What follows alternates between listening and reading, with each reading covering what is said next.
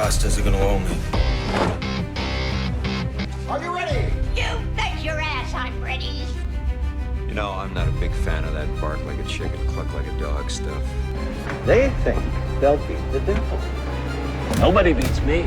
You can run, but you can't hide from Crazy Eddie. Evil events from evil causes spring. Aristophanes said that. I told you, good shot to the face always gets the juices flowing. Come on, let's tango. So, Sit back relax. and enjoy.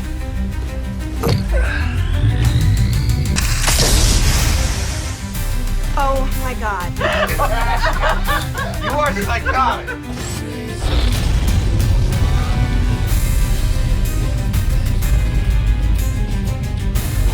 And when I return, I'm to drink a bottle of scotch, as if it were Chicky Von Richthofen's blood, and celebrate his death. Can I get a hell yeah?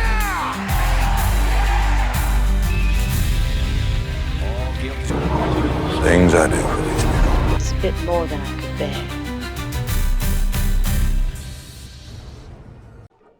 Okay, I've seen some seriously disturbing stuff recently, but you are adorable.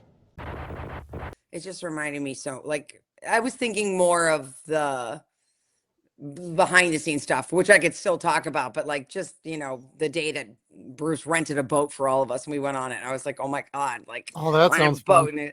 And or like this whole series I had to do for backstage or something. And like Ted in it, Ted and I did a bunch of bits together and I just miss him because he doesn't live in LA anymore. And anyway, so it was more like, man, that was the year for me. Like out of all, I mean, I love them all, but like that was such a fucking great season and time. Anyway. Yeah, it was pure magic. That's why we're covering it here on Yay! Nostalgia TV. Thank you, everybody, for tuning in, celebrating Oh, are our we live? Oh, well, we're live. recording. You've been recording that whole time. Just for like the last minute and a half. You're supposed to tell people when they're recording. Oh my God! What if Flip I it did out. that? We'll do our standard intro. He's No, terrible. now we got to run with it. Nah, man, we got to run with it. I'm just laughing because I'm like, oh God, what if I was like, yeah, and fuck that fucking guy. I can always hit the pause button if we need to do that. Nah, I'm used. I like winging it. I'm used to. I think my outtakes are my takes, so that's what we got to go with. No, let's keep going. Yeah, not a problem. But you know, But however you want to intro it, I'm not telling you what to. I'm going to stop talking. We can start it whenever, or we can have already started. Whatever. We can already start. Everybody knows who we are, what we do here. And hey, season 2, Dana DeLorenzo. But we're going to talk about Ash versus Evil Dead all around. And we're just going to, this is basically a little chill stream, little hanging out with Dana and seeing what she's up to and talking about some fun memories and some, maybe a few episodes and storylines of Ash versus Evil Dead. So thank you, Dana, for joining us. I am so happy to be back, and happy anniversary. Thank you. I believe is what it's your. You said it's your 4th anniversary. Hey, yep, and we covered first 3 seasons, and we got together, had a great interview back then, and it's been a few years, and we still watch this show all the time, and constantly think about like, yeah. Although we haven't played the video game in a while because of how they've been nerfing the different players in the video game. So don't get me started on that. But because I just miss the day. I'm a former, like I was a cool gamer kid, like NES days, and I just think it's a very simple concept. You buy the game, you have the game. You have 2 players that can play in the same room. Why they did away with that? Well, I know why, because video game companies want to make more money. But I think that's so stupid. Like, anyway, don't get me started. It's like my little soapbox, but also like the fact that when I didn't understand that this because I haven't played video games in a long time. I mean, I played that one, but it was terrible. But the fact that you can like buy a video game, and then if it's all because it's not just on the cartridge anymore, and it's like, well, if the servers go down, then the game's done. It's like, what? yeah, you can't even do individual play. Bro.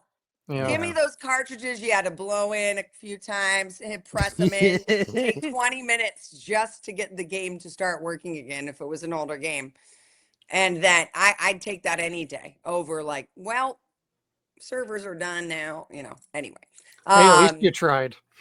Yeah, exactly. But no, and I love that it's your 4th anniversary, which coincides with the 10-year anniversary of the premiere of Ash versus Evil Dead, which is Halloween this year, 2025. It premiered on Stars, the Hollywood Boulevard premiere, that when they shut it down, we had it at the Grauman Theater. Iggy Oh, they Pop did played. do a It was premiere then. They Okay. shut down Hollywood Boulevard. They don't do that for like the big that is they do that for like the Yeah. Oscars.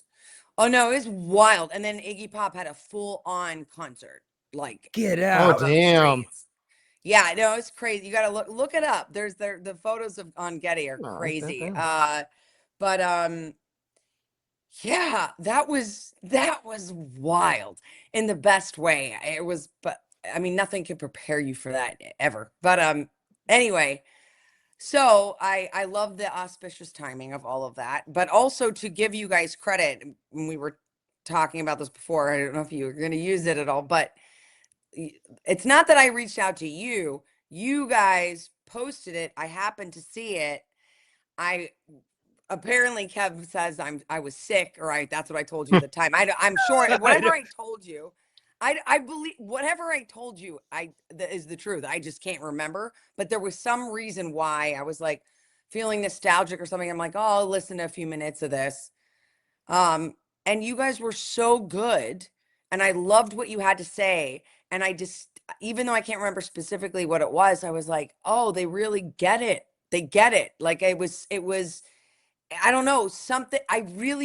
All I know is I remember the feeling of being like, oh my God, you were so specific in the sense of, I don't even know if it was about Kelly or just the show in general. I think it was everything. And I was like, oh man, these guys are really good. And they're like just starting out. Fuck it. I'm going to reach out to them and be like, yeah, sure. I'll do your podcast. It just makes, I have the scene in Born in East LA stuck in my head where the guy pulls the Bible out going, "Get thee behind me, Satan, get thee behind me." Pretty much. Oh my God. That's the trouble with Evil Dead. They're always messing with everything you do. They really are. And anytime, and it's not even funny anymore, because I'm like, yo, I'm not. Yeah. I'm not Kelly today. Like, yeah, I enjoy it when I'm Kelly. Now when I'm Dana and the Deadites fuck with me in my life, I'm telling you, I unleash something or I don't know if it's Elagos, I don't know, but especially, I mean this so sincerely. Anytime I do a convention, many of fans have witnessed it. Like they think I'm being funny at first. And I'm like, no, I'm actually fucking serious. I go, someone has the book in line, because people will bring the book, right? Oh, God, Whether, yeah. I mean, the prop that they made or the Necronomicon. Yeah. And anytime it's around that someone's bringing it up, a prop, even if it's the DVD version from like when they released that in the 90s or whatever it was for the Evil I used Dead to have movies. that. Yep. Even that little shitty like plastic thing. Yeah. All of a sudden, I'll be shaking the marker. That's a paint marker, and the paint will go everywhere, or Oh my God. shoe will break, or my banner to the point where I was like, someone has you guys need to stop bringing me the book. Anytime it's around me. It doesn't happen when it goes to Ray or Bruce or just me. Oh, of course not. Jesus. I'm in tune with some shit, man. That's why I'm wearing all of my crystals. Like, this is from New Zealand. This is a Punamu. I got all the that I even put them on to be like, go away while I'm interviewing, because I don't want it to. Okay. Anyway. Man, don't invoke. It's probably this little felt fuck right here. Look, to combat him. Because look, I've beaten him up so bad, his buttons are missing. Like and this is not the one this is like the one NECA made, but yeah. He's all smashed. I broke his little fucking chainsaw. Oh, you can't see. Wait. Oh yes. Well, whatever. But a fan made this, and I'm obsessed, and it's a Kelly one. That is so cool. Oh, wow. And he never made a puppet before. I know. And so I was like, How wonderful. I'm obsessed. Seth, if you're watching this, he had never made a puppet in his life, and it's better quality than that one. I know, but Yeah, so I I was believe it. like, I'm gonna put her. She's usually like protected away in case there's an earthquake. Like I have him just thrown in the Oh yeah, broken whatever. box now. So I brought Kelly puppet out with the gun in his mouth, and that's why he's like, can you see? Yeah. He's like that. That's Oh, why. that's fantastic. Hold on, stay. Oh, now they're all gonna fall because okay, but it's not helping. You see, I thought it was gonna help, but she's like, Oh, man. ah. Anyway, I have fun. I have fun. That's fantastic. I know. Now, It's my favorite thing. now you got to play like a couple different versions of Kelly.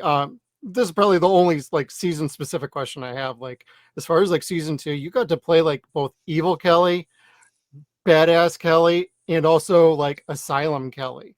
What was that kind of like for you? Because I was just this last time I was watching it, I'm thinking, man, this is way better than I remember it. Like I always thought it was really good, but like you had some chops and some range going. It looked like you were having a blast. I did have a blast, man. Thank you. It's very kind of you to say. I'm happy to hear that it has aged well. But if hell not yeah. better, that's always, I mean, that makes me happy to hear.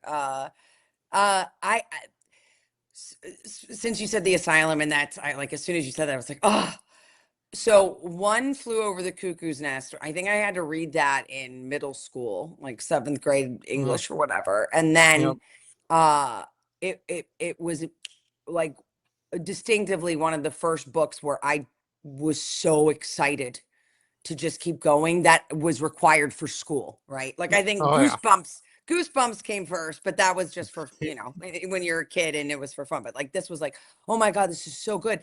And then when we got to watch the film, I mean, I'm seeing your Batman in the background. I mean, Jack Nicholson and Michael Keaton will forever be my Batman. Is Michael Keaton's Batman.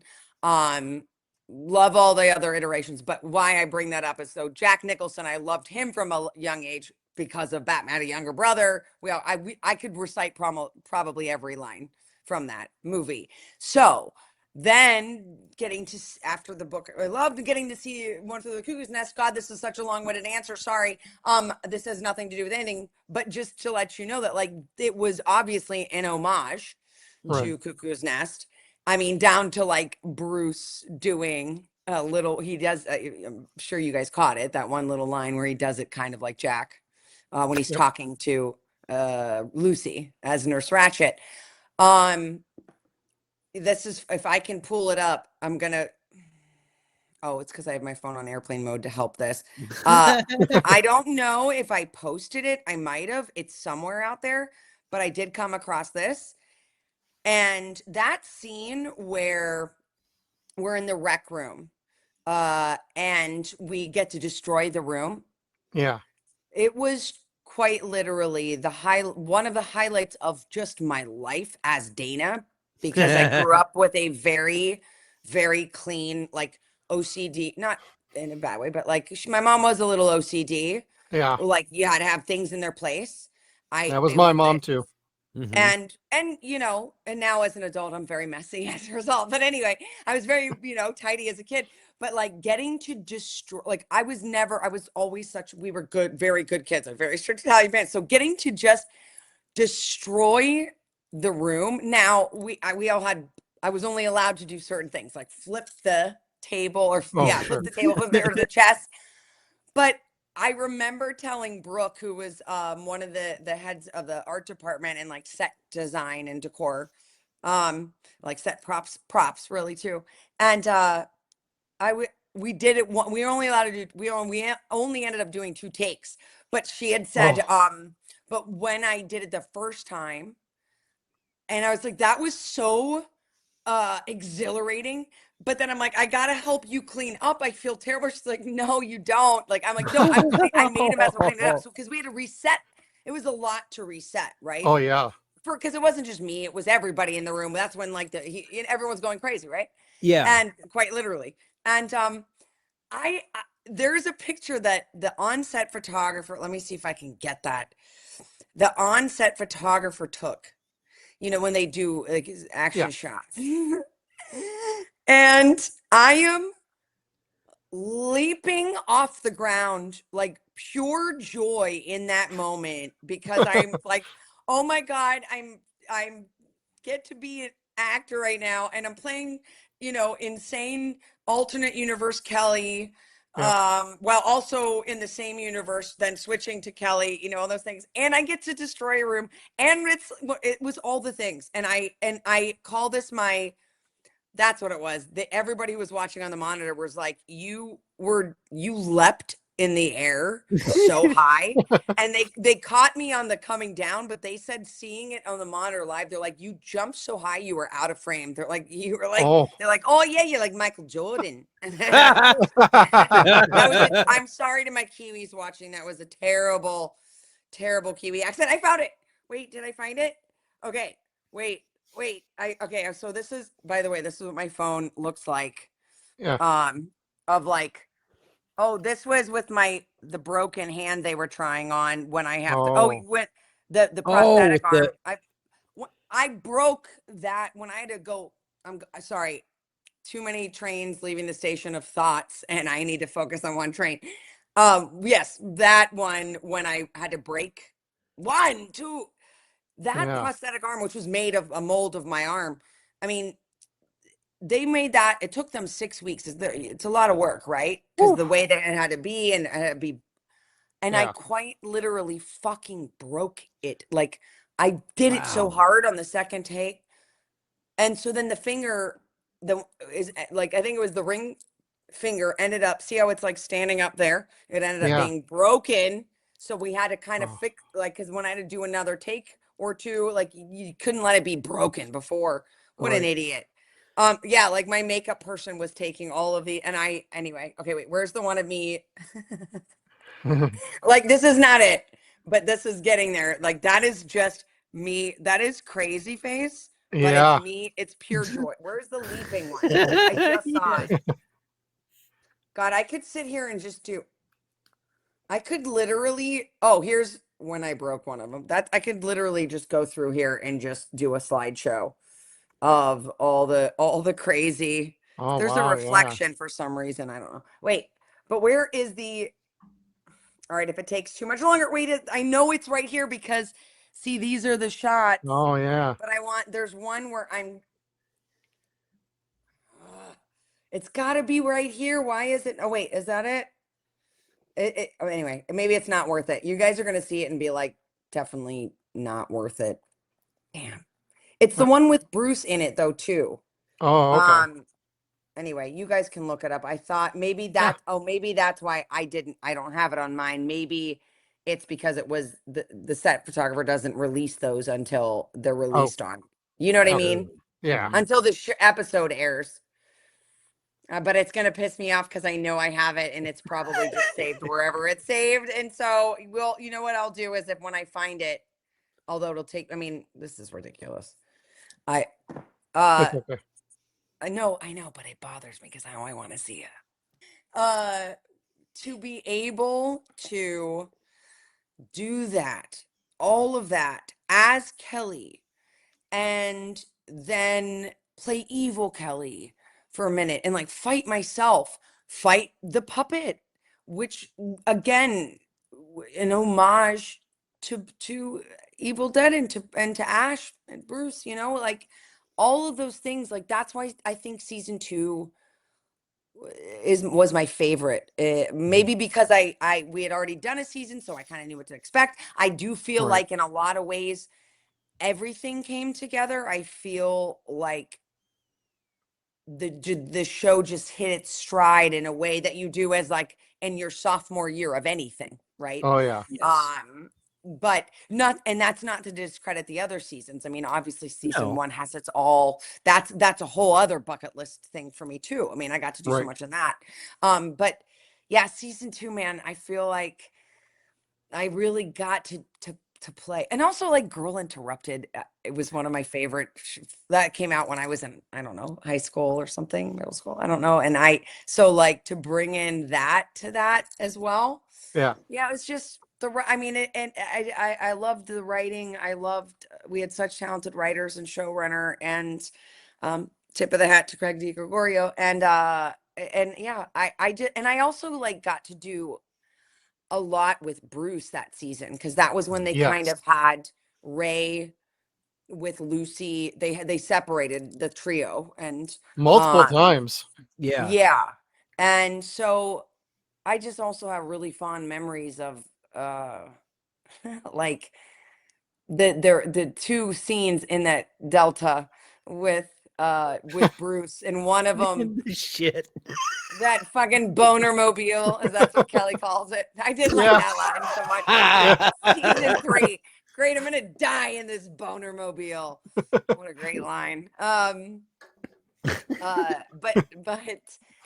when I think it would have been like it was when we leave Lee Major's house. It was when after we visit his dad, and like he's talking about when Lillian Pendergrass comes in. Oh God, yeah.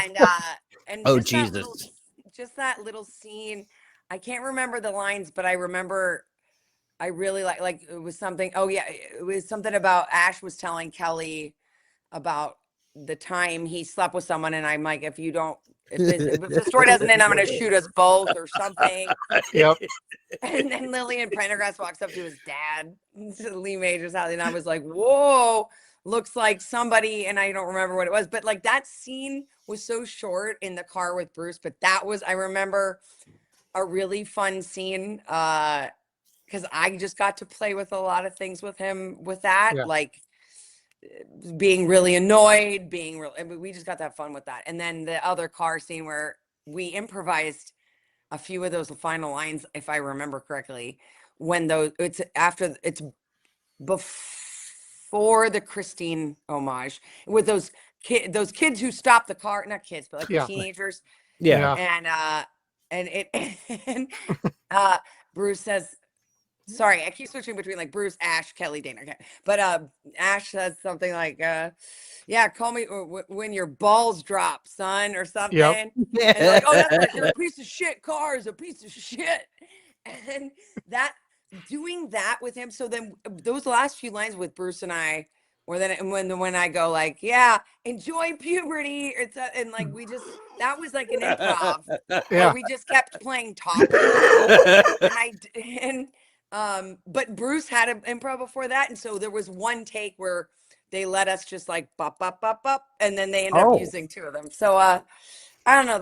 I always loved whenever you get to be with the king, but with Bruce and I really just get along with him so well. Like I could listen, I never get sick of that guy ever. We could tell on screen that it was like that, because it came across, it almost feels like half the time, like you just mentioned, a lot of improv and trying to top one another a little bit. So it's great you got to have a little bit of like input. Little bit of that, we didn't, they would not let us do, not that they wouldn't let us. Not too much. Sorry. That's not the right phrasing. It's number one, as an actor, you always honor the word. So it was never that we were improvising the lines. We would say all the lines, but there were some scenes that they ended up where it would be like a tag or two is what you call it.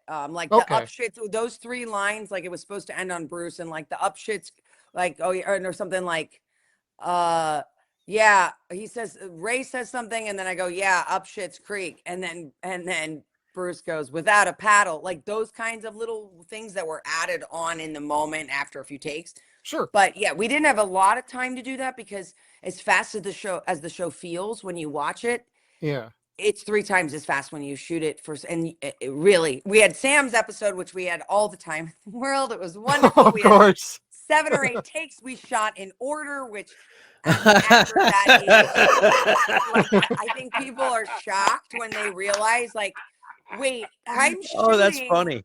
Well, like, because what people, I mean, again, I'm not complaining at all. I'm just saying it's just the way that things are in the acting world. Yeah. And it's always hard for me. I feel like it's always a little bit jarring at first, because you have to have done the work. But especially with this show, after Sam's episode, we shot 2 episodes at the same time. So meaning we would do blocks. So we had 22 days to shoot the 43-minute episode with Sam, which Damn. which is that's like a for that kind of show. I mean, that's like a pretty nice amount of time to be able to do that. Right. Sam, after Sam's last day, which by the way, again, we shot in order. So that last scene with Sam, oh, I got chills, was standing behind Bruce when he goes, "How do you feel?" And Bruce goes, "Groovy." That was the last, that's when all the crew gathered around, because that was it. Okay. Cut to, that was Friday. Cool. Cut to that coming Monday. This is now, which again, this is my first time on a show that's actually going, where it was originating a character. Okay, so all of this, and I'm like, oh, this is so wonderful. So, and then like fucking hit the gas. That was actually a brake sound. I don't know why I did the brakes, but it's like, vroom, that's what I meant to say. Squealing tires. I'm calling that squealing tires. Friday, come that Monday. Now we're shooting episode 2 and episode 3, and I feel like we would be in one episode of the day. Like, I don't know if we would shoot. No, because if we had to be in different clothes, we wouldn't shoot different episodes back to back in the same shoot day. But like, we might shoot I think we shot toward, that's exactly what it was. We shot like starting the season or episode 2, but then the next day we were shooting the car scene from episode 3. I mean, you know what I mean? So you have to know where your character's going, because you're actually shooting what happens after, before the, you know what I mean? But, but then it was like, you get 5 days for each episode after 22. So it was high octane, which I think in a way though, looking back, I mean, I think everybody was kind of shitting themselves a little bit in the beginning, because we had come from Sam. Like, so it's just, again, it's like turning the shower from hot to cold, where when you kind of get in a groove of something, and then all of a sudden, and so even, because that's not just the actors that it affects. That's the wardrobe that has to, everybody. They made a million of those original design that they created, purple leather jackets, they made them from scratch. Like, I mean, just for me alone. And so like that, it's hard for wardrobe, it's hard for everybody. But so like, then all of a sudden you're like, and it's chaos and it's wonderful. But I feel like in hindsight, it kind of lended itself to the show, because I remember thinking the rest, after this line was said, I was like, whenever I'd be panicked or feeling like not prepared, or if like different pages would come in and kind of have to learn the fly, whatever, which I'm usually pretty quick to memorize that, but it's still kind of like, okay. But I remember when that line came out, what was it, episode 4 or 5, sorry, we're talking about season 2, but in this line, season 1 kind of applies to the series as a whole. And it's also Bruce's kind of catchphrase, which is shoot first, think never. Yep.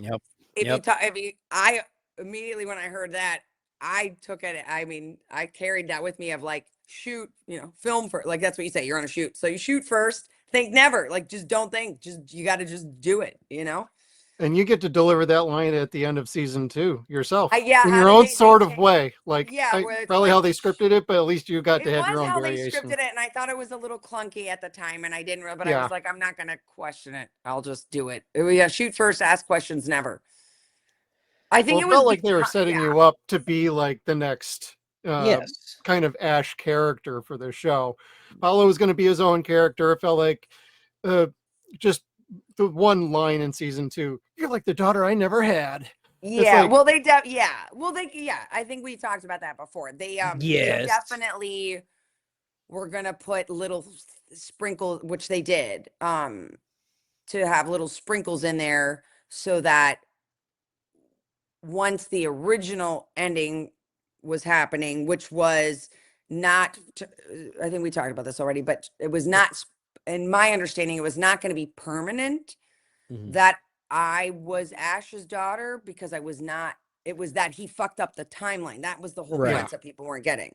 That's why that whole scene was there where where Pablo's dead, duct taped, Yep. and like I'm in the back and we time travel. And that's why it's kind of a not slow, but for our show, because it was drilling home the fact, not slow, but it was like informative of like where he goes, oh, I know all the sports scores or whatever. And Yeah. you know, and we see the movie and Lucy Ruby is talking and saying like, no, you cannot fuck with the timeline.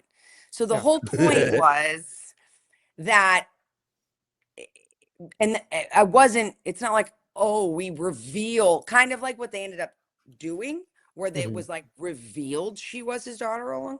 It wasn't, from what I understand, what the case was for me. It was, or for Kelly, it was supposed to be he, which I still really like the concept, because I don't know if we talked about it, but I found this out after the fact, after everything changed. But you know that scene, sorry, I feel like I'm talking more about season 1, but you know the scene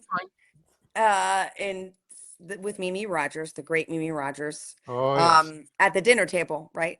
And it's that dialogue, and it's the dialogue where, because he doesn't believe she's human, which he was right, she's a deadite, but it's when he says oh, so what do you do, Mom? I'm a teacher. What do you teach? English. What's your favorite book? The Old Man and the Sea, right? So what they were going to do is when Ash goes into the bar, whatever bar right there that you see when we time travel, and he sees this beautiful brunette at the bar reading a book. Oh no. And wait a minute. No, here's the genius though. That Craig, this was his, I mean, this is what was the plan. And then they changed it, but it was not his call. But like, so then it was going to be something, if I remember, where he's like starts hitting on her. She's not interested. And then, I'm sorry, not that she's not interested. That's a lie. She was interested. They have this flirty thing, right? Because it's the 80s. So Ash got his groove back.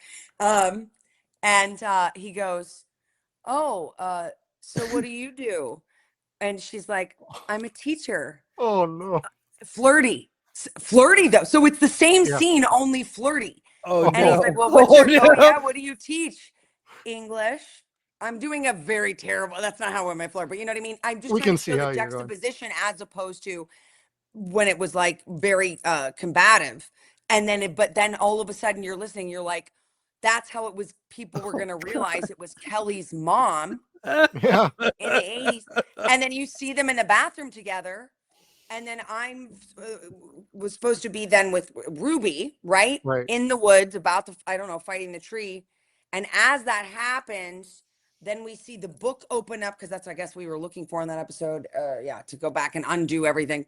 And that's when you see the book open, and next to that iconic picture of Ash, it was going to be Kelly, was like, you're starting to see the outline of someone else. But then Kelly in real life starts to die, because Kelly doesn't exist then. Do you understand? Because now, because Kelly exists with her parents. Is that, don't overthink it's Evil Dead. But so what was going to happen is that he was basically, even though now because he fucked up the timeline, Kelly was going to be his daughter.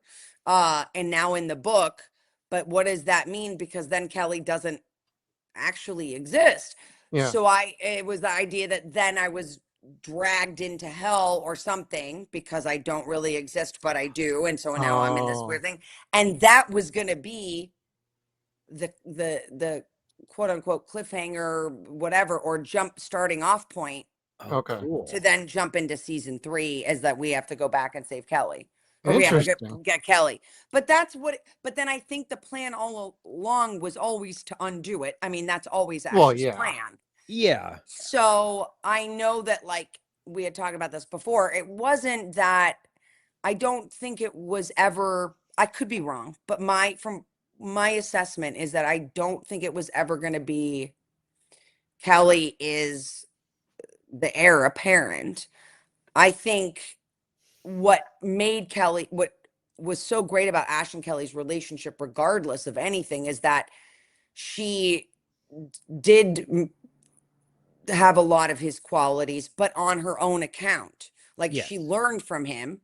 She was smarter than him for sure, but he taught her a lot of things. And I think it would almost discredit her if it was like, oh well, she's Asher's daughter. Like, I don't think that's what their plan was.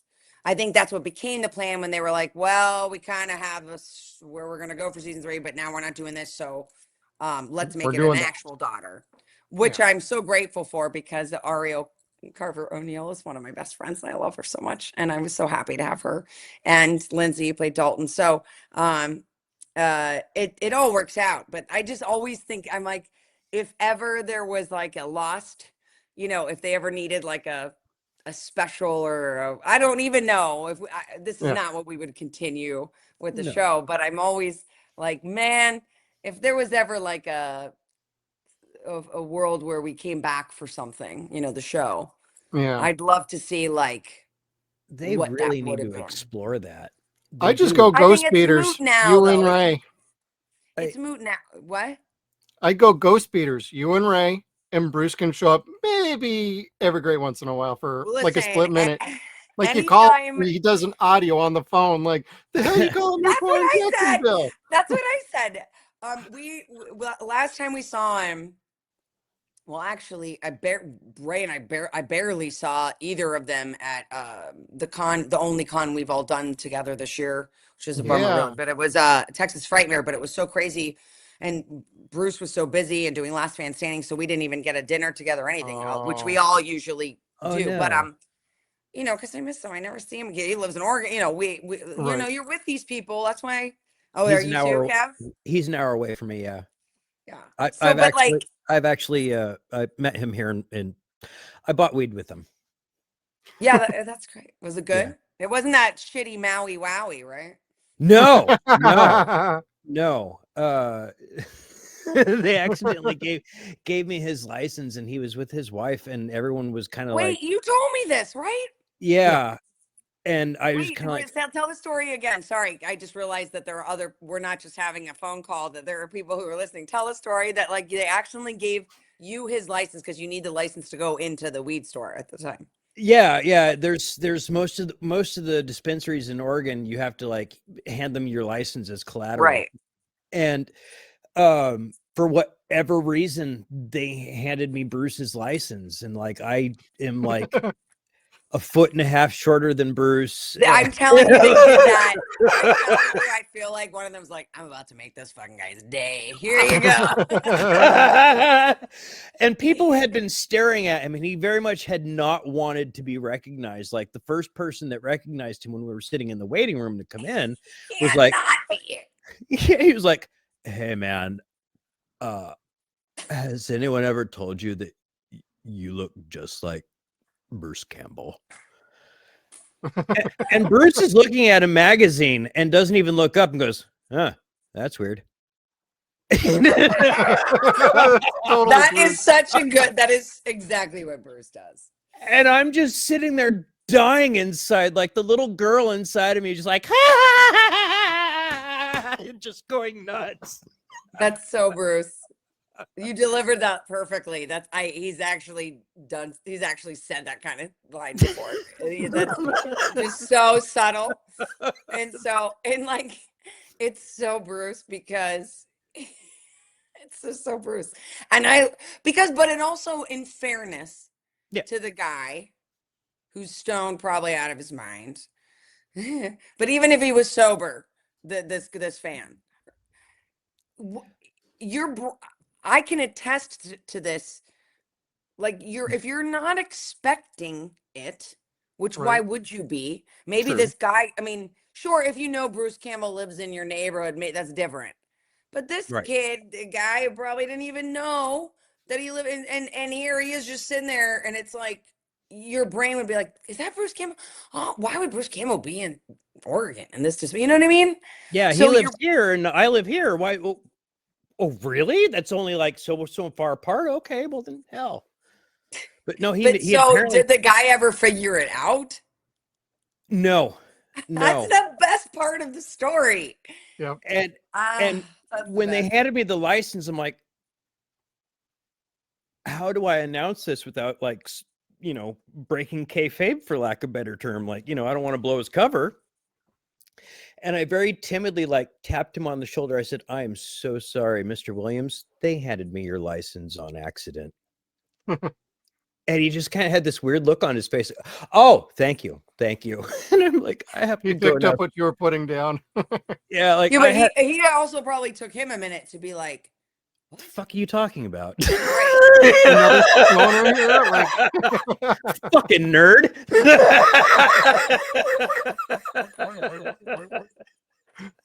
I went outside in my car, almost started crying. I called my brother, like, I just bought weed with Bruce Campbell, dude. that is quite literally one of the best Bruce Campbell stories I've ever heard.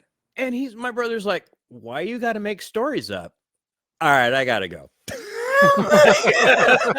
Dude, nah, that is the greatest. That's such a good story. I love that story. I love him so much. He's been my hero since I was 10 years old. And I'm sorry. I know. I had to explain that. I had to explain that to my girlfriend this week, and I felt so bad because she likes watching our show, but she hated the original Evil Dead. I get that. I mean, look, it's a mean movie. Okay. The first one was very cruel. I mean, not for nothing. Even Lucy Lawless was like, who's now, not now, but she's been married to Rob Tappert. She was like, she goes, I walked out of the movie during that tree rape scene. Like, it's fucked. A lot of women are gonna have a fucking problem with it. It's super fucked. Yeah. But, and it's also, in fairness, one of the, I think, I don't know that I ever need to watch it again solely, right? Even though I'm a horror fan, yeah. Because if for no other reason than it scares me to the point of where it's like not fun scared anymore. Because I have seen evil, I know evil, I believe in possession, I believe in fucking spirits. But I'll tell you what scares the fucking shit out of me is when evil personified enjoys being evil, therefore is maniacal. Now, I can have fun and like it when evil enjoys being evil, like maniacal. In Tim Burton's Batman with Jack Nicholson, that's about as much as I can take in that sense. When Betsy Baker sees me now, she knows it truly, it like terrifies me on some deep spiritual level. She will giggle because she knows it makes cool Kelly Maxwell squirm. Like I turn it, I just can't. Because the giggle. I can't. I can't. Dudes. I don't know, because I really think like I get it. That's what we talked about. It's unnerving. Yeah, I can watch The Exorcist. The Exorcist is still one of the. I mean, but also I'm Italian Catholic. But like, but it's different in the sense of, I don't know why that one's different. There's something so disturbing about even just The Exorcist. About Evil Dead, like about. I don't know. I mean, I have watched it other times for sure, but it's also like, it's even though it's so over the top and wonderful, I don't know. I love it, but it is fucking terrifying. It is. And I asked my girlfriend very politely and humbly, I'm like, no, we're going to be doing part 2 this week. I said, you do not have to watch it with me. And I would love it if you did. And I'm just going to say, if you want to stop watching it, you're more than welcome to tap out. Do not watch this on my behalf if you don't want to watch it. You mean part 2? I see. Yeah, Evil going Dead 2, forward. part 2. Yeah. Well, and dude, I said okay. that one is going forward. I'm like, it's like they had this horror film idea from the first one, but they wanted to make the Three Stooges instead. But they're like, fuck it, let's do both. And they made something so marvelous that it was unmatched and unbridled in every way, and it became the instant cult classic. I still haven't gotten an answer from Bruce and Sam a clear answer on, is it a sequel or is it a remake? Well, they And they're both like- have and like they go differing both. They said answers both. half the time. It's both. Yeah. It's both. That's what they It's said, I think, they actually. recap the first movie in the first 5 minutes. They just kind of retcon Scotty and Tracy. Right. Sorry, Cheryl. We'll get back to you in season 2. Which Yes. was also Oh, amazing. God. Fucking Oh, that was, pops me every time. oh, I mean, I it gotta stole say my heart. that everybody, you're talking about Cheryl in season 2? Yeah. Yep. Dude, everybody was so excited. Like, I don't mean everybody like just on set. I mean the crew, because we were excited Mhm. for the fact that we were gonna be like that, anticipating the Easter egg for the fans. Yeah. Because she hadn't done, it's not like she'd ever come back in it, Anything. you know? Yeah. And then like we all like, that was, they had to kick us out. I think a lot of it is because a lot of us, because I think a lot of people, there were a couple scenes there with when she was fighting Ted. Yeah. That we all just like, if I think Ray and I were shooting on second unit something for that day, but as soon as we got done with I remember we were trying to watch and they were like, there's so many people here, like we gotta like get the shot, like it was so good. She was so good. And with all of it it was so, I mean, yeah, I don't know, she was so good. From the horror level, it was beautiful and serendipitous. Like her and Ted, the whole fight scene was just glorious. Like And hello, old boyfriend that we never told you're my big brother about. I know. But it felt right. Like you were just kind of like, okay, that works. I dig that. Absolutely. That's what I'm saying. It was seamless. Yeah. And that's what I loved about you and Ray in general, because my curmudgeonly ass, when I told you guys this before, I told you this before, I wanted nothing to do with you and Ray when you guys first came in. That's sorry. All of us. And now I'm kind of like, all right, go on, Ash. Yeah, you can be gone for half of an episode so we can watch Ray dealing with the book and Kelly fighting with Ruby. I want to see Dana and Ray go on to see like Evil Dead Rise. That's my thing. That's what I want to see in the future. I'm picking up on what I never finished. One of my many sentences that seem to never end, but go on forever. It's a conundrum I still haven't figured out about myself. But when I was bringing up about Bruce and Ray and and like the dinner we didn't get to have at the con this year, it was because you just reminded me where I was going with that. It must have been last year then. Whatever con it was, we were all together. Bruce always kind of has we all go out to a dinner together. And it was a steakhouse for sure, wherever we were. And we were in like a private, because it's Bruce. So like, I don't know. He said it's like the room and a bunch of his friends or whoever's in town, wherever we were. I can't remember. But Ray was like, dude, because I'm now getting like after a martini, I point blank was just like, Bruce, is there gonna be an animated series and are we gonna be in it with you? Like, we're ready, Bruce. Like, but I was this is not cool. And like Ray was like, Dana, shut up. Shut up. No, because I was like, come on. The fans want it. We're gonna do like you don't want to get covered in blood. Fine, we'll do it. We want to do it. You could be like, that's what it was too. I was like, you could be like, we'll be Charlie's Angels, and you could be Charlie, only it's Ash's Angels. Anyway, but so then Ray was like, let me do the talking next, because Ray's really good at like getting his way. Ray's very good at, I will say it, he's the best manipulator I've ever seen and experienced, to be honest. And I mean that is both the truth and a compliment, but also just the truth. And so he's also really good at planting seeds. He's your powerful vagina. I mean, he is. And so he then, where was it? That's what it was. Okay, I lied. At Texas, the only time we all were together is when we're taking photo ops together. Oh yeah. Which you don't have much time to talk because they go so fast with everybody in.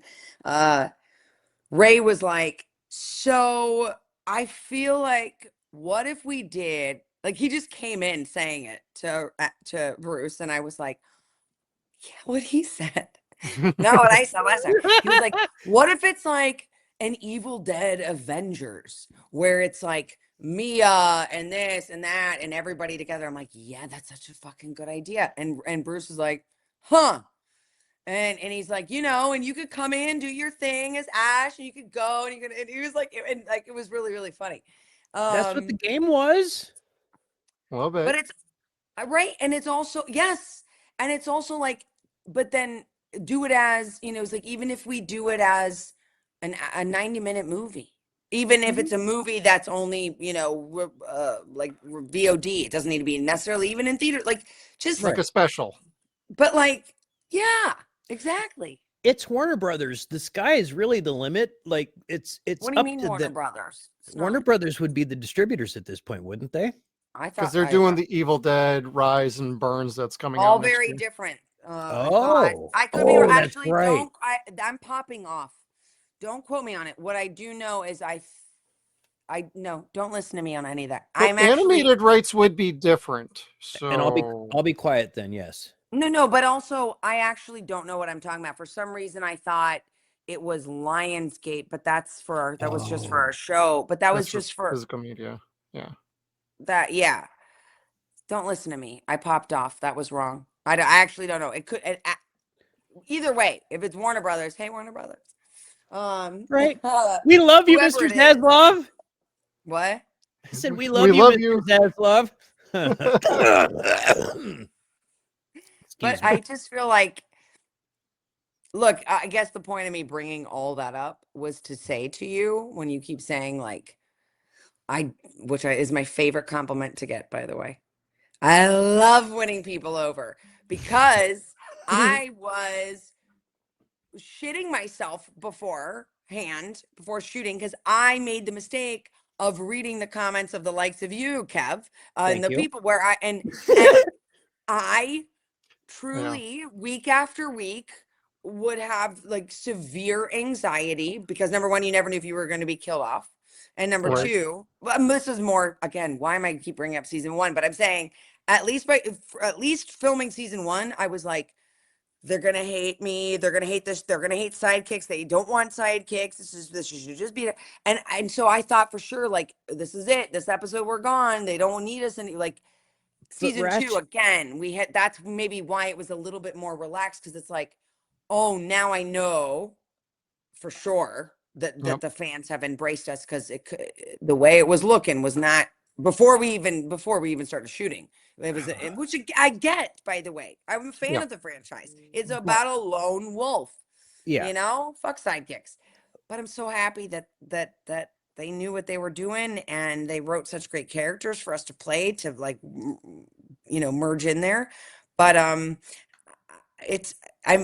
just saying, it's no, Ray and I have made it very clear that we would love to reprise these roles. And before, you know, we're Bruce's age. I don't know. No, it's fine. Yeah. But I just feel like the fans, like, you guys want it, and we're so used to giving, like, we got to experience what it means to give fans what they want. Like, that was such, actually, I don't think I've ever talked about this. As somebody new to the franchise at the time, what has stayed with me, and like, I guess it's just dawning on me now in a real way that I'm trying to articulate, which is like, it was so intertwined, the idea that this was so anticipated. It was 30 some years in the making, whatever. And that it was all such, I'm hesitant to say fan service, because it wasn't, because fan service implies that it was just like, oh, we're not going to put much thought into it. We'll just give you the shiny things. No, so much thought went into it.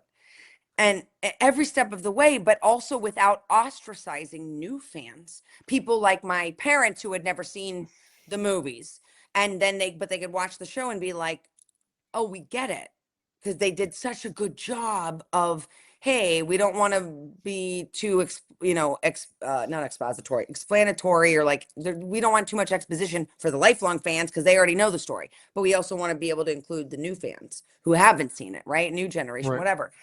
But it was the idea of being part of something that everything about it, every episode had something that was talked about or known or really made aware that it was for the lifelong fans.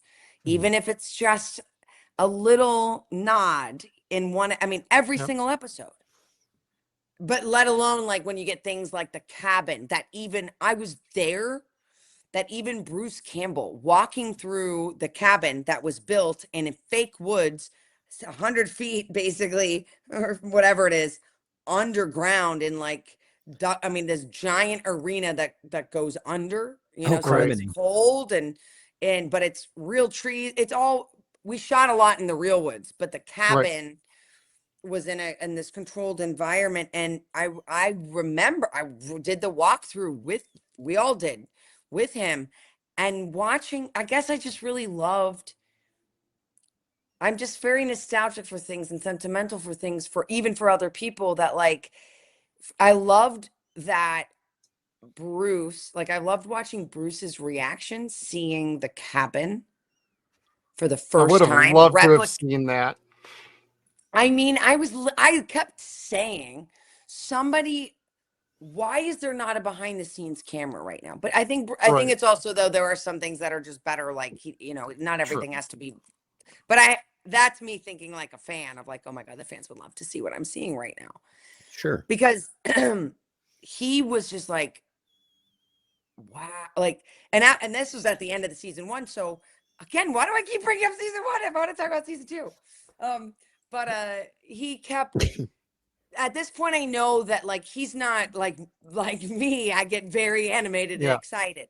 So to see him so animated and genuinely, in my opinion, excited, like he was just kind of blown away because they replicated it to a T. And then he opened one, and he said this, but then he'd open the drawer of like in the kitchen and be like, oh shit, they even got that shitty broken spatula in there or something like that, to that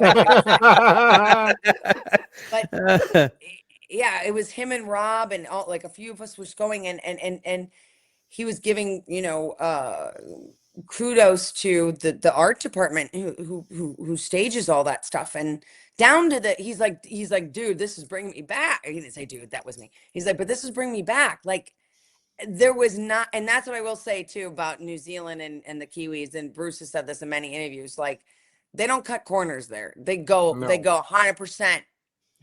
100%. Not that the people here don't. It's just, it's a different, I can't explain it. This is also coming from Bruce, who has had a very long career and shot a lot in New Zealand with like Xena and Hercules and all that stuff. Right. But also here, and he seems to think that like New Zealand crews are, which I'm partial to because of this show. But yeah, watching him experience that was so cool. But going back to season 2 and like the Easter eggs there with Cheryl, and then it was also what was the other one? Lee Majors? Well, that of course, yeah. But you talked about that before, so. Did I? With Lee, yeah. There was another big. I'm trying to think. Wasn't it the guy you played Ball? Oh yeah. Well, also, I mean, because yes, he had been in Xena and all that with them. Maybe, but it was also there was one other big Easter egg, I thought, besides Cheryl. Oh, the time travel. That's right. Oh yeah. Like the. Oh yeah, because guys didn't have the rights to Army of Darkness until this season, and then they finally were able to start referencing it. Oh yeah, that's right. I went back in time to the Middle Ages before. But that's about as far as we could get with it. I feel like I feel like he still had to dance around it. But that, and then also it was like the little things too, like because we were back in time, which is when Evil Dead, the first two were out. Right. It was there were a lot of Easter eggs with that, like at the record store and just like the sign of the times, but also I think a lot of it was pertaining to Bruce and like that's what it was too. Bruce's room. I'm sorry. Oh, He's saying the Bruce. bedroom. Ash's room. Yeah. Like a lot of those posters were like, I guess, super deep references to things. Or I can't. Well, the remember ship's all ads in there look like totally like 80s Budweiser were. babes or whatever it was. Yeah. Yeah. Those, And then like, the beer cans all along around the room. I'm Totally. like, I did that in college where we lined up every beer we ever tried around the room, and it's like, oh damn, we drank a lot of beer this year. Exactly. Or like then like the Michigan pendant that was there, which we were like, did you like they had to fly them in from this is New Zealand. But then also if you go back, it's been a minute, so I can't remember the specifics, but little things like what was playing on the marquee of the movie theater. Friday the had 13th part part two. Oh, and God. Back to the Future. What is it? Back to the Future? No, it was something else. Because it was 82 movies. Jaws. Yeah. Okay. So whatever those were specific. Yeah. Like all those little things. The detail work was crazy this particular season, as you're bringing up. Yeah. I mean, like there's things I've seen this show so many times. I still pick up something new every time I watch this show. It could be in a random episode, and I'm like, I never got that before. That's another thing I love about it is like the time, even when I was on set in there doing the scene in driving in that set, because that was on a soundstage, those streets, which is so crazy. All those streets, that's in a soundstage, like the streets, but because it's so dark and all, like that's what the house, but then you're anyway, yeah, even being there, seeing in all the seasons, I missed things while I was there in the trailer, in Ash's trailer, in anything. Like there's so many details, and I think that's one of the great things about the show is I ask fans that all the time who watch it like every year for Halloween or whatever. And I'm like, do you catch things that you've missed at this point? Or have you seen it? It's all pretty much the same. They're like, oh no, every single time we watch. So exactly what you said. And I love that. I love shows like that. That's why I keep coming back to like Ash versus Evil Dead like all the time. Do you? Well, it makes me so happy. To me, it is my next favorite show, or on equal to Mystery Science Theater 3000, where I'm just always happy whenever I watch it. You guys are my favorite people on earth. I absolutely adore you guys. And like, we even tried to get Ray. Why am I doing this? Anyway, I will, I'm going to see Ray this weekend. I'll see if I can put in a good word and, thank you. Because, I'm sure he'd love to talk to you guys. And if not, then fuck him and then forget I said it. No. Leaving that in. Yeah. He's my powerful vagina. He'll do it. I mean, I shouldn't say that. I should not say that. Don't. No. I'll just tell him that he'll have fun. He loves. I think he's getting a little bit more nostalgic like me. I feel like he's always like, no, he like moves on with it. I'm like, no, you're gonna remember this and remember this, and then that's when I pull up the photos, and he was like, oh, we were babies. I'm like, I know, time flies, man. Yeah, that was gonna probably be my last question to you. Was like, are you still nostalgic for this show? Feel for this show? And it clearly from this interview, obviously. And you love your fans. I might need to move on from the show because I feel like I need to like be open to receiving new shows, but I think I'm so.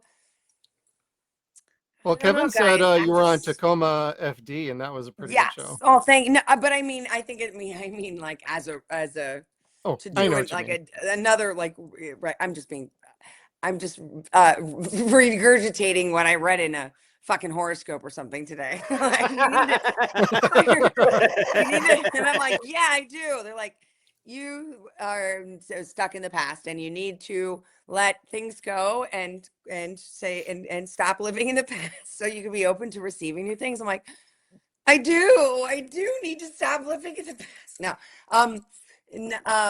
no, in all honesty, I think it's just the simple fact that I love Kelly. I love playing her. I miss her every day. I miss playing her every day. I wish she were real so she could be my friend. I miss New Zealand. I miss the crew. I miss that cast. I miss waking up and going to work, even though I'd be waking up and it was 2:30 or 3 in the morning because I was the girl on set who had to get there for hair and makeup early.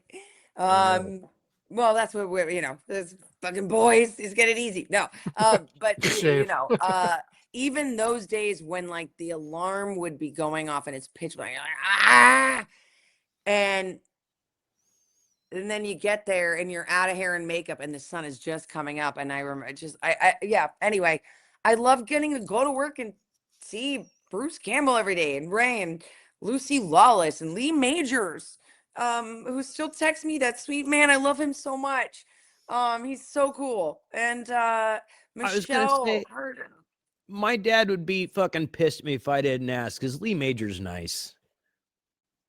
I want to hope. Oh my he's God. Nice. I don't even think you asked that the last time we talked to her. Huh. Didn't you talk to him? Can't you answer? Like, why do you think? I'm curious. Are you asking sincerely or facetiously?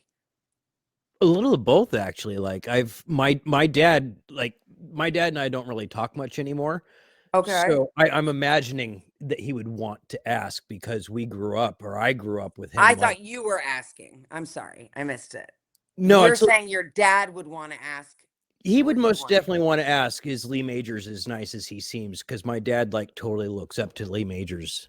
Like the $6 million man is his thing. Lee Majors, in full disclosure, like Lee was not in my frame of reference, right? Like I knew he was I knew all that, but like I know, anyway, I know, like my parents made it very clear, like, oh, he was like the original movie star with blah, blah, blah. But it's people who were who you grew up with, right? But so I'll tell you this. Okay, this is one of my favorite Lee Major stories. It was my intro to him, and then I'll tell you how nice he is. We were shoot season 2 and the bar, I think it was something at the bar, and it was his first. I think so, but it wasn't. We were shooting our stuff. It was his first day getting into New Zealand or being on set or whatever. And so while you're shooting, a lot of times we would have to take our lunch by doing a table read at lunch for the next episode that's about to shoot, which is like starting that Monday or whatever. And this is like a Thursday. So that's when he was there. So maybe it was just we were shooting episode 1 and then he was okay. Anyway. And so I saw him at the, table on set, and I just went up to him like, oh, hi, Mr. Majors. I'm Dana DeLorenzo. I play Kelly, and it's such an honor to meet you and have you, and we're so excited. And then I didn't finish whatever shocking I was saying, because he grabs me like an inch from he's sitting, and so he kind of grabs me, like, not hard. I'm just saying he pulls me in is a better way to say it. And as he pulls me in, I'm like, damn, this man has still got it. He is oozing sex right now. And not in a creepy way. No, I don't mean that in a creepy way. We know. I mean that as a woman. Yes. Having a pheromone reaction to a man where and he just pulled me in. Wait, no, here. He pulled me in and I was like, what is happening to me? Oh my God, I'm melting. And he goes, sorry. I want to do it right. Let me do take 2. Ready? I'm going to do it without stopping. Hi, Mr. Majors. I'm Dana DeLorenzo. I just want to introduce myself. I play Kelly Maxwell, and I'm so happy and honored to be able to. Kelly, you're filthy. and fine. And I was like, what is that? I knocked off my little Dana. My contents. Dude, he pulled me in. Now, this is literally the first time I'm meeting him. And then it dawns on me like that, but which I didn't even know that he was going to be saying that. But obviously, he had watched the show. You're filthy and fine. And I was like, thank you, Mr. Majors. And I look at Lucy and I go, I totally get it now. I totally get it. I totally fucking get it. No, but you guys. But so and then funny enough, I did not have much time to watch TV in New Zealand. In New Zealand, I learned for season 2, someone told me get a Apple TV, or like someone gave me theirs, an extra one, because like the cable in New Zealand is very much non-existent, because it's New Zealand and people aren't sitting inside watching TV because they have all of New Zealand to be looking at. That's my own opinion, but whatever. That's fair. But what they were airing, and I learned this from a lot of Kiwis, is they air a lot of old syndicated American shows, and that's why a lot of like Ariel, who played Brandy, who does a better American accent than me, and I'm American, and she's Australian, and she's like, I go, how are you so good? Oh, her accent, yeah, listen to her. Well, look up an interview. She's very, very Australian. So with Samara, all these people, and they do such good American accents, and she's like, well, it's because the shows that get syndicated, a lot of them in Australia and New Zealand, I don't know, this is all of them, just saying that it is readily available to them, that they could watch a lot of American accent speaking shows. So but cool. Case in point, after I had met Lee, I think I'd gotten home on a Friday, like when it was still daylight for some reason, like 5 o'clock, whatever. And I was like, oh, it's a weekend, whatever. And I'm like, let me put on, I just wanted something in the background, right? And so I put on the TV, and all of a sudden I go, wait, I think, is this $6 Million Man? Because I'd never seen an episode. And it was this bicycle scene where like a kid's bicycle got run over or something. And then I see hot ass 60s or 70s Lee Majors, like doing this thing with the thing, and it's going whoa, whoa, whoa, whoa, whoa, whoa, whoa, whoa, whoa, whoa, whoa, whoa, whoa, whoa, and he's fixing the. I'm like, I just met him, and now he's on my TV. And but anyway, Lee still emails me the sweetest things. Like he will text just to say like happy holidays. Lee Majors is so thoughtful that he will just shoot me an email at the holidays, thinking of you. Also, he is so up to snuff with things. He was one of the first ones to send like an animated version of himself singing. Like, I don't know if a fan made it for him, if he made it for himself, but it was like what's that song? I'm gonna get my money. But it's a picture of him and his wife Faith. And then but he starts being animated and singing it, and I was like, Lee, I love all of you. He is the sweetest. He is just a wonderful, wonderful man. So tell your dad. Well, I don't know if you said you talk to your dad or you don't, but I tell my mom. Well, tell your mom to tell your dad that his hero is also, fun fact, your hero's hero. Do you figure it out? I did. Your hero is Bruce, and Bruce's hero is Lee. I got to see Bruce.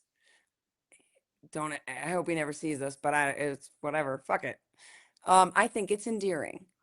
I saw Bruce turn into little 9-year-old boy Bruce the same way that people like you guys, or people who I have seen, grown men, tremble because he matters. Like, it's what matters in your childhood when you say, like, since you were 10, like you could meet it. It's not about being famous. It's that somebody who has been in your peripheral, your entertainment world since you were a kid, right? So I've seen Yeah. grown men turn into like little boys around him, and then I saw him do it in front of Lee. Lee Majors is to Bruce what Bruce is to everybody else, and it was so great. Like it was like Yeah. Bruce was trying to. It was really just cute to see. It was. I Really can believe sweet. that. But also getting to watch the two of them. Yeah. In that scene. Sorry, I feel like I've been talking for 2 hours, which I know it's been late, but I have to say this. That's to finish this with Lee. No, I'm saying I'm sorry because I don't know how the fuck you're gonna edit all this because I'm talking about nonsense. But I will say that was another epic moment in season 2, and when that was pretty quick early on. That was episode 2. Was watching Lee and Bruce in a scene together when it was, and I was like, am I going crazy or are they actually look alike? And they really do. Like they were really, but like even in person, it's like, you guys are literally father and son, like looks like all of it. And I just remember trying not to break when the camera was, because the camera's on them first, right? But when they're doing these lines and we still have to come in for their eye lines or whatever, even if the camera's on us, you don't want to laugh and break them, ruin their take. But it was really like, I feel like a few times I had to like, I think you even can see it when there was the camera on Ray and I, because like one of the times I was like, oh God, I can't. They're so good. I do love the show. I do love the fans. I'm grateful every fucking day for it because I miss everything you've been hearing me talk about. And it feels so present. And yet the fact that it's the 10-year anniversary of the premiere this Halloween blows my fucking mind because it feels at most 5. But Yeah. I'm so grateful to have been a part of it. And if I never get to move forward with any future iterations, I'm still always gonna be just so happy that I got to experience this. Really, and like getting to talk to people like you, getting to meet fans and hear how much they loved it, what Easter eggs they loved, all of the things. It just makes me really happy because. Well, you're family to all of us in the Evil Dead family, in the horror True. community. We take to you. You're one of us. You're a Yeah, horror I am. fan. You're So right. it's so easy to connect with you. That's why everybody just absolutely adores you, Ray, and everybody else involved. And just want to say thank you for joining us this time. And we understand because it's all about family. There will only ever be one Kelly Maxwell. You have some conventions coming up. You want to tell people about where you're going to be at and what they Thank can you. look forward to? Oh, yes. Well, you can look forward to much more rambling like I just did for the last 4 hours. Sorry. Nonsense. We miss you. Yeah. I'm counting on you guys to edit all this out. Just make me look super concise and not sappy. Conventions coming up. This I forget what date it is, but this coming weekend, is if that's still viable. What is it called? The Spokane. It's a Halloween Expo. If this is airing at that time. So that'll be I think the 18th and 19th of October. And then I'm going to Ireland for the first time. I'm very excited. I saw that you're going to Dublin. Oh, I've been desperate to go. Oh, And, you're going there before I want to. What? You're going before I get to go. That's awesome, though. Isn't that a bitch that the Italian Sicilian is going to Ireland before? Come on, that's not right, man. That's not right. You want to come? You can come be my handler or something. You could be my stopwatch so that when I'm at the 5-minute mark with fans and they slowly start trying to pull away because they got other photo ops to go get or whatever, that you can be like, all right, and that's time. And shut me up. And then you just, get the cane. Cool. But yes, so I'm going, that'll be November. 8th and 9th, I think. And then unless there's any last minute bookings, I think that's it for this year. And then next year, big news. Oh my God, I almost forgot this. Huge. I'm like, oh, I don't want to jinx it. I'm knocking on wood. I'm looking at you, fucker. It's Ghost Speeders for life. That's right. First time that this combo is together of an Evil Dead reunion. Maybe more will be added, but for right now, it's Bruce, Ted, Jane Levy. So excited. I've never met her. Oh, never dang. met her. And Ray and I and me, whatever. At CreepyCon. Creepy it's creep IE on in January 30th and February 1st of next year. In Ontario, California. Not Ontario, Canada. Wow. Yes. Cool. I might be around there actually around that time. What are you going to? I mean, you should make it up. I just posted about it. But yeah, that's the date. I think that's the date. Let me get it right so we're here. Yes, January 30th, February 1st. Bruce Campbell, Ted Raimi, yeah, all of, and who knows? Excuse me, maybe that look at that. Maybe sorry, I don't know why I did. That was not the picture to come up. I was trying to pull up the group shot of all of us. Yeah, maybe there will be. Oh, here it is. Oh wow, cool. Yeah. Damn. Come say hi. Come hang out. Yeah, if I can make that work.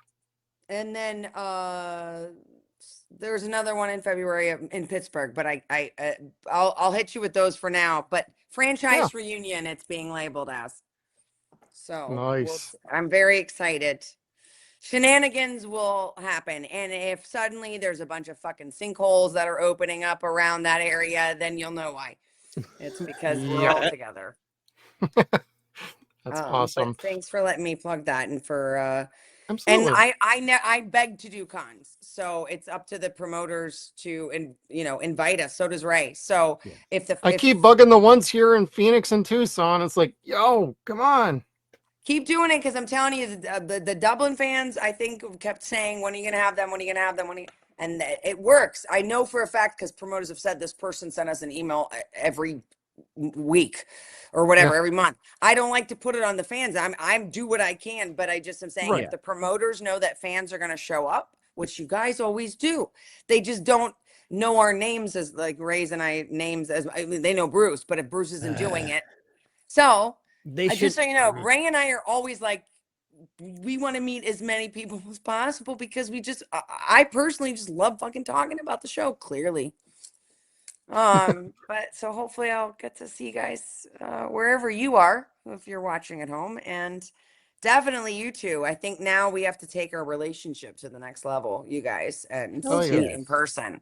I mean, especially after the beautiful plant and the botanist and tiki theme, and also the marquee when I see you up there, season 2, and the Batman, the fucking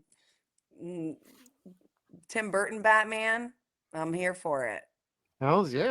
I think actually at some point, I'm pointing like you can see it, I had that Showtime, I think it was from Bed Bath & Beyond or something. I had that at one point or another. I think that's where I got mine from too. Because either that or Hobby Lobby, maybe. I had to take down a previous sign that was here that was like a popcorn sign, because I wanted my Batman in the shot. Okay. I think Batman needs to stay.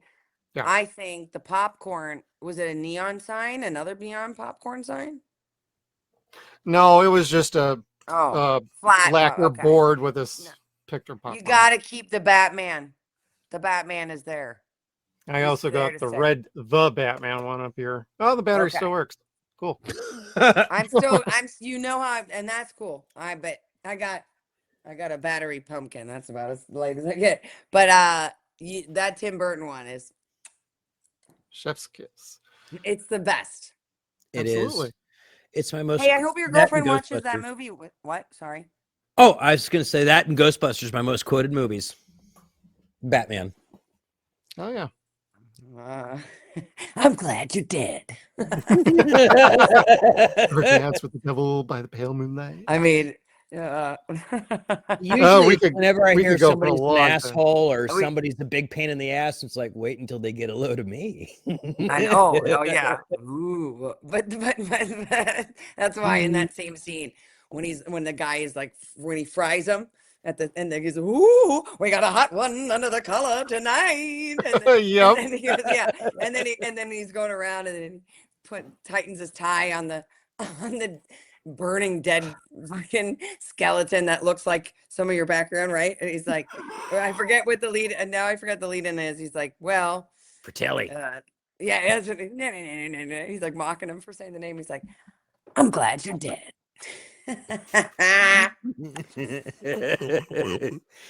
Oh, nice, bro. Sweet. Bro, how much you want for it? I got $7. I just had to show that to you. I said, how much do you want for it? How much do you want for that? I got $7. That was like a little commission project. So in a basket of plastic apples for my grandma. That's what I got for you. I want that. That's a great fucking poster. I got a couple other Joker ones. One's the Heath Ledger, and then I got Joaquin Phoenix, who's smoking a cigarette in a similar pose. Oh, cool. Phenomenal! I'm a kind of a Joker kind of guy for Batman. So. You need to put those up on a wall in a sea of a wall. Oh, they are. I'll put it back up and I'll do a picture. Of them, that's great. I'll send you a picture of that. So that is all right. Calm down. I don't need your dick pic. I'm just kidding. All Jokers are beautiful. It would have been so much better if I could say with a straight face. I just didn't want to be. I didn't want you to freak out. Don't worry. We'll stop the recording there and Oh no, definitely.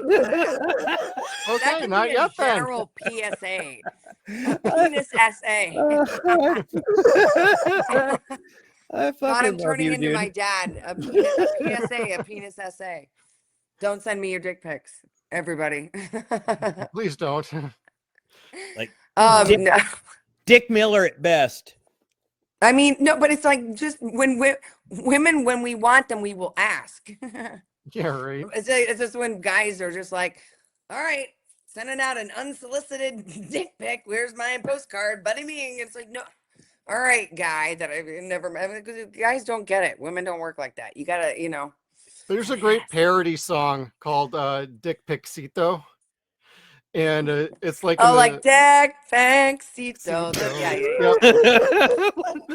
I love that one. I should bookmark that and put it in the YouTube rotation.